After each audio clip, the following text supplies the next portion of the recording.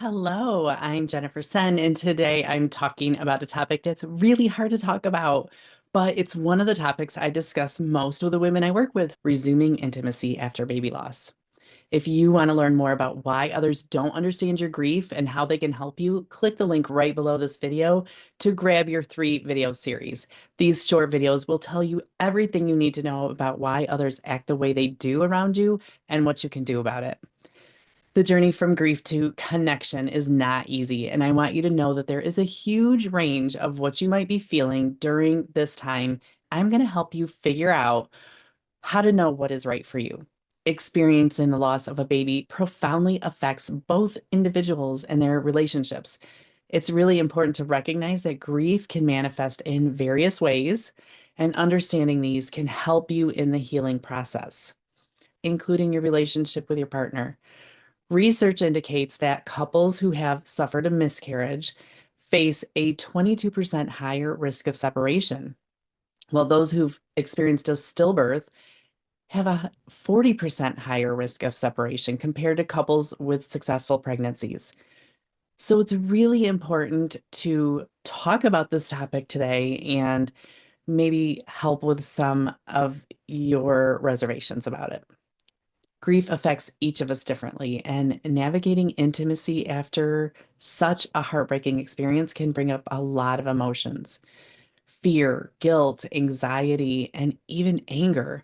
It's important to acknowledge these feelings rather than suppress them. I want to touch on a few of these and give some examples in case you are experiencing any of that. Fear. You might fear that becoming intimate again will open the door to more emotional pain or trigger memories of your pregnancy. Some partners might worry about the possibilities of pregnancy and another loss and feel hesitant to reconnect physically. Guilt. Many parents experience guilt, feeling as if moments of pleasure or closeness means they're betraying their baby. You might struggle with thoughts like, am I allowed to feel this again? Am I allowed to feel happiness or pleasurable again? Anxiety, thoughts of trying again for another baby, or concerns about how intimacy might change the relationship can create significant anxiety.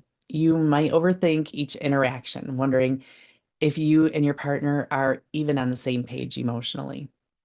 And anger. Frustration might arise from feeling misunderstood by your partner, from the pressure to resume intimacy before you're ready. Anger can also stem from a sense of unfairness and loss of control over your body and your relationship.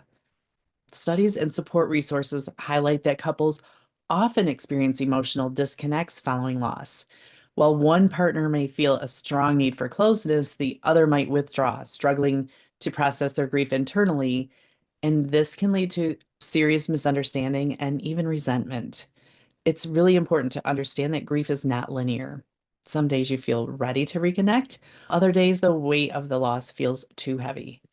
Recognizing these fluctuations in emotional needs is a key part of the healing process. One of the biggest challenges is the fear of getting close again. Some moms feel like engaging in intimacy might signal they're moving on, and others worry about their physical or emotional readiness. If you've been there, take a deep breath and remind yourself there is no right or wrong timeline. Resuming intimacy isn't just required after 6 weeks. It isn't just about sex. It's about reconnecting emotionally and physically in ways that feel safe and comforting. Your body has been through so much, and it's okay to take your time. Physically, hormonal changes can cause vaginal dryness, discomfort, or just a plain lack of desire. It's important to recognize that physical responses to intimacy can be unexpected and sometimes triggering. Experience of sexual release can stimulate milk production, which can bring on intense emotions and reminders of your loss. It's not uncommon to cry during or after intimacy. This is a normal response as your body processes both the physical and emotional pain. Other physical symptoms, such as tension, fatigue, or even physical discomfort linked to trauma, can make this experience really challenging. While some couples struggle with reconnecting, others might experience the opposite reaction. Some couples crave the closeness and comfort that intimacy provides. It can serve as a way to seek reassurance or feel connected and cope with grief together. Understanding and accepting each other's needs without judgment is key to navigating this experience in a healthy way. Check in with your doctor before resuming intimacy to ensure that your body is healing well. And remember, intimacy can take many forms beyond intercourse. It can be hugs, touch, moments of closeness. They can all be meaningful ways to rebuild your connection. Intense grief can lead to sleep disturbances, a loss of appetite, and a decrease in sexual desire. It's also common to experience traumatic recollections, whether conscious or unconscious, which can complicate sexual life after perinatal loss. If intimacy feels overwhelming, focus on small acts of connection, holding hands, cuddling, and open conversations about your needs and feelings. A recurring theme from couples who've been through this is the importance of open, honest communication. I know it can feel awkward or even painful to talk about intimacy after loss. It's what I'm feeling right now. But expressing your thoughts and concerns without judgment is essential. Try starting with phrases like, I feel like blank when we blank, or I'm struggling with blank and I need blank. I love you, but I need time to blank. And remember, your partner is very likely grieving differently. So be patient with each other.